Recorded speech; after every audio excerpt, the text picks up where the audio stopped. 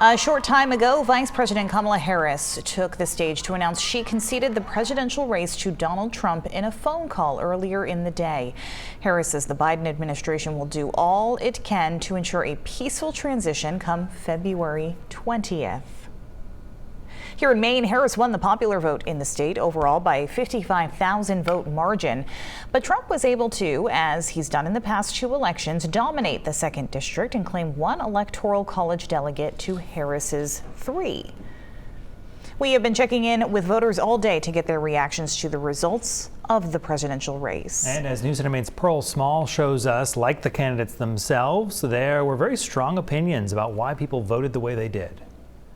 It's going to be an ugly 4 years. I'm excited about the next 4 years. Emotions are high after this election. Voters on both sides surprised by some of the results. I didn't expect it to be a blowout, and it was quite one-sided in a lot of the swing states.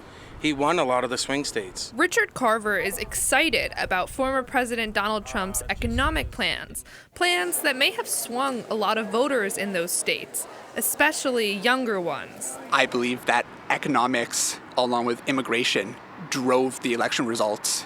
And I think that's another reason why we saw such a mass amount of the youth. Declan Fitzgerald says he's worried about how Trump's win will affect some of the social issues he cares about.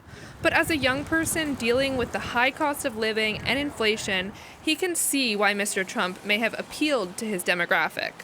Not everyone understands that point of view. Biggest thing I feel from young voters who are not educated on either policies is that they say, well, Trump's policy was better, but they don't realize why it was better. It was a different time, different economy. And some younger voters say the outcome of this election doesn't represent their generation's values, saying they'll look closer to home to make change.